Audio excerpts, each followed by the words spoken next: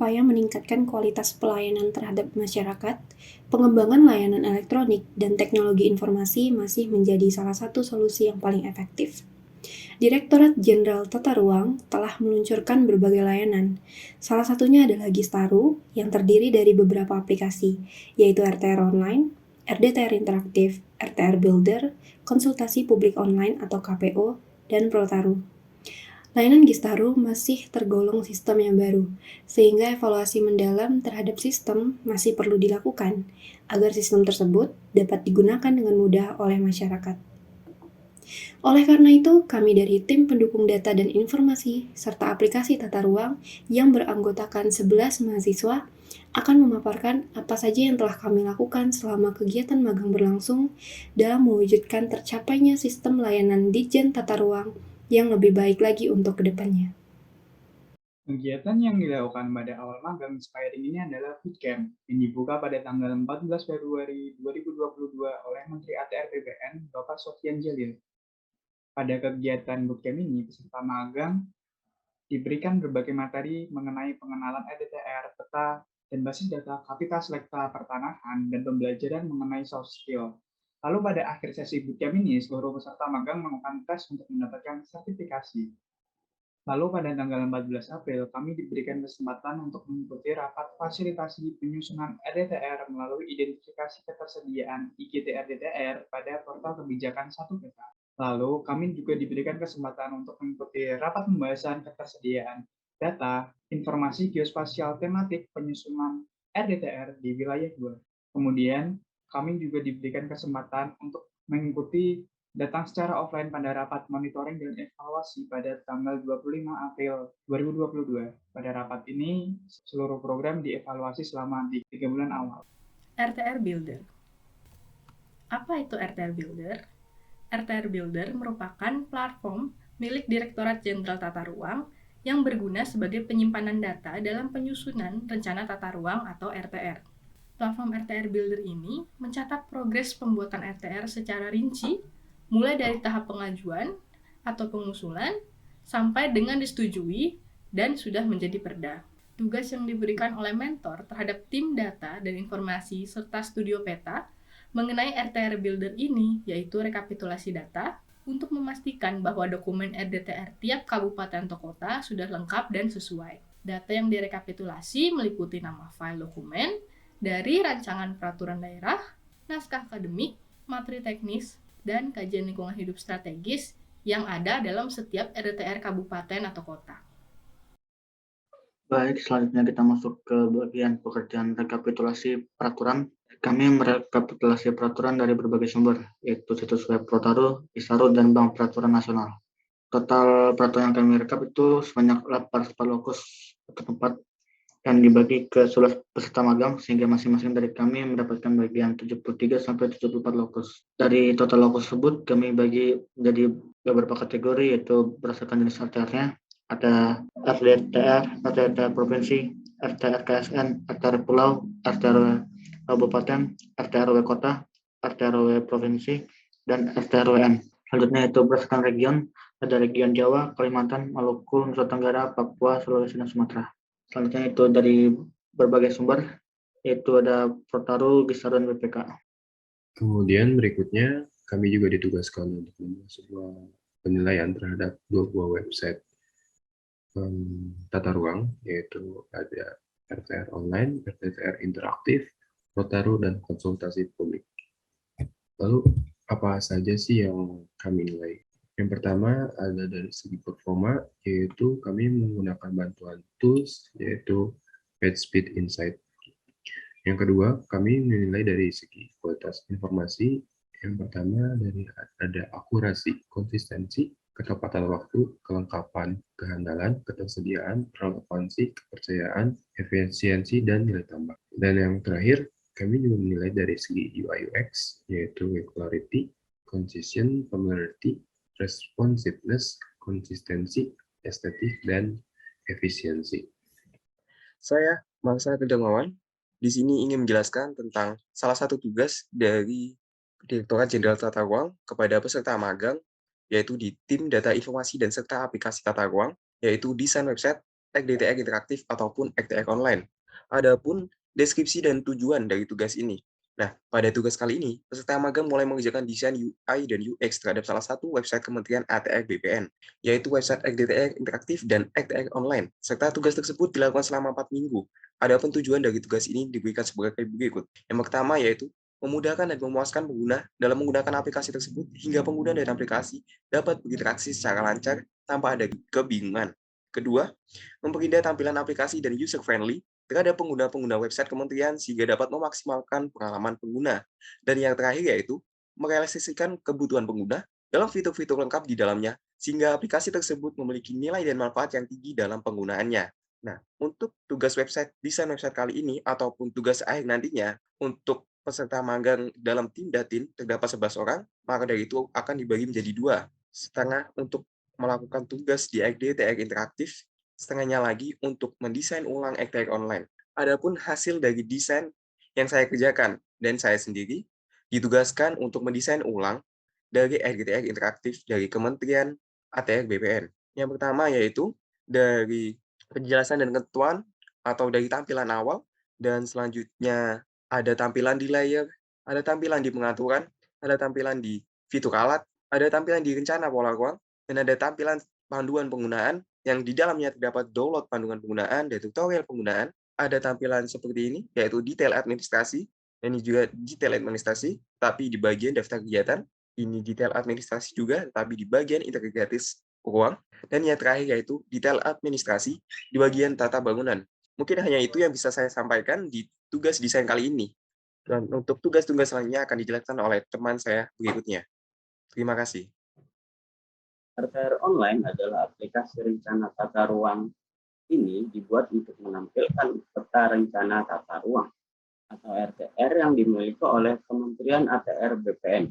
Peta RTR yang ada pada aplikasi ini merupakan produk legal dari pemerintah daerah, dan pada aplikasi ini pun tersedia peta RTR dalam berbagai tingkatan, diantaranya yaitu RTR WN, RTR Pulau, RTR KSN, RTR Provinsi, RTR Kabupaten, dan RDTR. Untuk pada tugas 4 kali ini, pada tugas ini kami melakukan progres perancangan aplikasi RTR online. Dengan progres pertama kali, kami merancang desain dari website RTR online dengan konsep masing-masing peserta yang diinginkan, fungsi yang tidak diperlukan, hingga konsep dari estetika desain website. Selanjutnya adalah penjelasan tentang RTR Online Mobile. Layanan informasi Ditjen Tata Ruang terdiri dari RDTR Interaktif, RTR Online, Konsultasi Publik, dan Protaru. Keempat layanan informasi ini sudah dapat diakses oleh masyarakat dalam bentuk website. Tetapi jika pengguna menggunakan HP untuk mengakses website tersebut, tampilan menjadi terpotong dan informasi menjadi tidak dapat disajikan dengan baik. Maka dari itu, diperlukan Gistaru versi mobile. Pengerjaannya dilakukan menggunakan Figma untuk mendesain UI UX, framework Flutter untuk pengembangannya, dan Google Maps API. Berikut hasil dari RTR Online Mobile. Tampilan pertamanya adalah disclaimer yang perlu disetujui, kemudian ini adalah landing page dengan komponen utamanya adalah peta, dan ini adalah komponen untuk mencari RTR berdasarkan kategori, jenis, dan wilayah. Ini adalah fitur dari RTR Online yaitu layer list, base map gallery, dan panduan penggunaan. Fitur lainnya adalah button current location untuk melihat lokasi kita saat ini, dan jika diklik akan ditampilkan koordinat lokasinya. Selanjutnya adalah penjelasan RDTR Interaktif.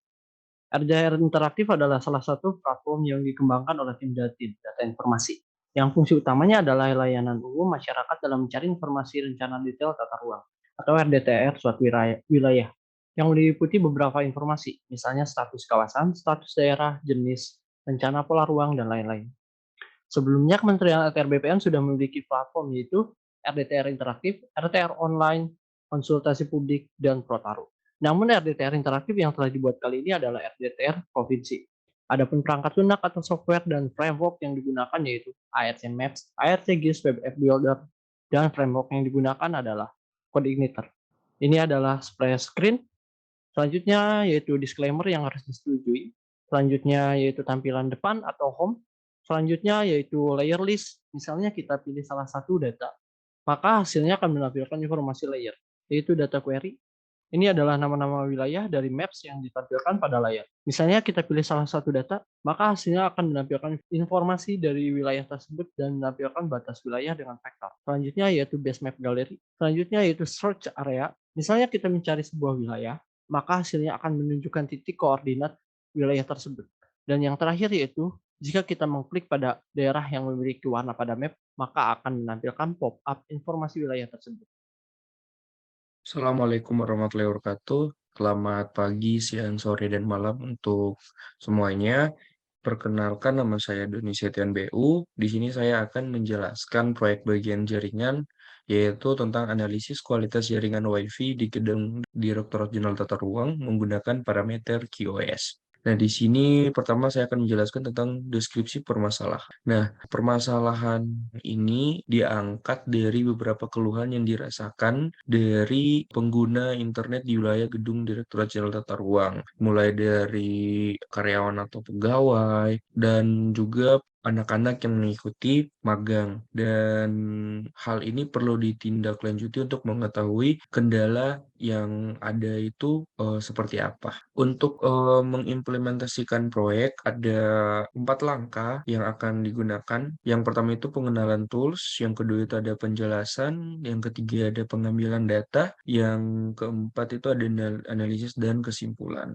Termasuk yang pertama pengenalan tools. Tools yang dipakai itu adalah Wireshark dan Speedtest Cloudflare. Nah, untuk Wireshark ini kita gunakan untuk mengetahui throughput, paket loss, delay, dan jitter. Sedangkan untuk speed test sendiri itu kita gunakan untuk mengetahui seberapa kecepatan yang ada pada jaringan Wi-Fi tersebut. Dan kita juga bisa mengetahui jitter.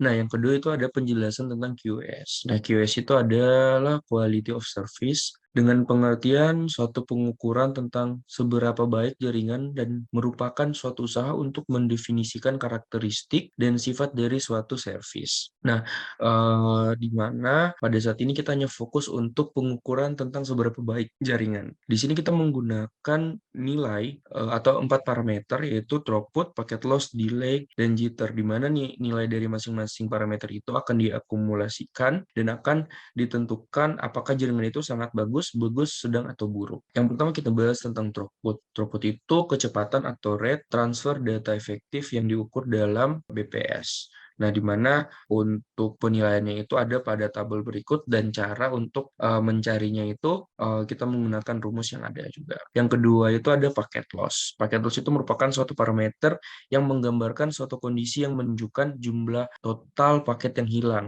Nah, di sini kita juga bisa mengetahui apakah paket loss itu sangat bagus, sedang, atau jelek berdasarkan paket loss yang kita dapatkan. Untuk rumusnya juga ada di bawah. Selanjutnya itu ada delay. Delay adalah waktu yang dibutuhkan data untuk menempuh jarak dari asal ke tujuan. Dengan tabel ini kita bisa memposisikan atau mengkategorikan delay yang ada itu sangat bagus, sedang, atau buruk dengan rumus yang ada di bawah. Selanjutnya itu adalah jitter. Jitter merupakan variasi dari delay. Jitter dipengaruhi oleh variasi beban trafik dan besarnya tumpukan antar paket yang ada di dalam jaringan.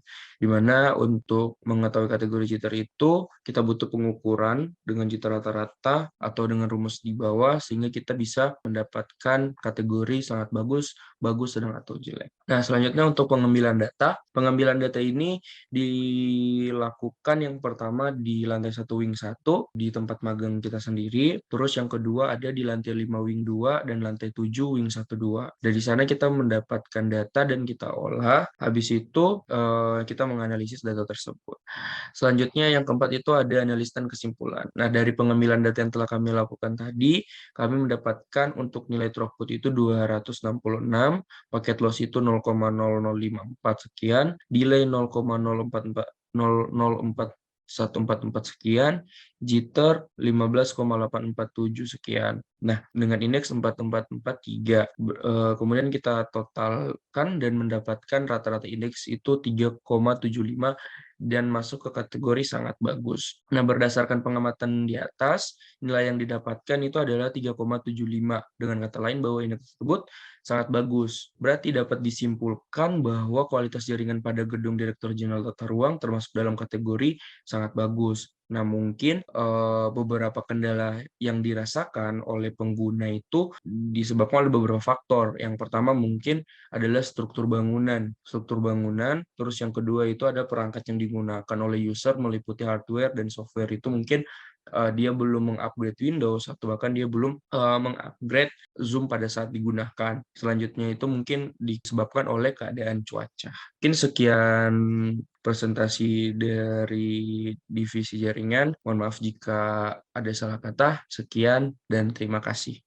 Jadi kesimpulan dari kami, tim pendukung data dan informasi serta aplikasi tata ruang di Dirjen Tata Ruang di bawah Kementerian Agraria dan Tata Ruang Badan Pertanahan Nasional untuk periode 14 Februari 2022 sampai 29 Juli 2022. Di sini jadi pekerjaan kami ada 6, yaitu pertama ada bootcamp dan rapat. Di sini kami diberikan pelatihan pembekalan tentang pelatihan rencana detail tata ruang sehingga dapat memahami prosedur penyusunan RTTR. Lalu yang kedua ada RTR Builder. Di sini kami memastikan kelengkapan dan keakuratan data yang tersimpan. Untuk yang ketiga ada pengecekan nomor peraturan. Di sini kami melakukan perekapan nomor peraturan di Protaru, RTR Online, dan Bank Data Nasional untuk melakukan pengintegrasian antara ketiganya. Yang keempat ada website assessment. Di sini kami melakukan penilaian terhadap layanan informasi website yang dimiliki oleh Dirjen Tata Ruang. Lalu yang kelima adalah redesign website. Di sini kami melakukan desain ulang website yang dimiliki oleh Dirjen Tata Ruang. Untuk yang keenam atau yang terakhir ada tugas akhir. Di sini kami melakukan coding terhadap redesign yang telah kami buat sebelumnya di tugas yang kelima. Mungkin sekian dari kami tim pendukung data dan informasi serta aplikasi tata ruang. Mohon maaf apabila ada salah kata. Terima kasih.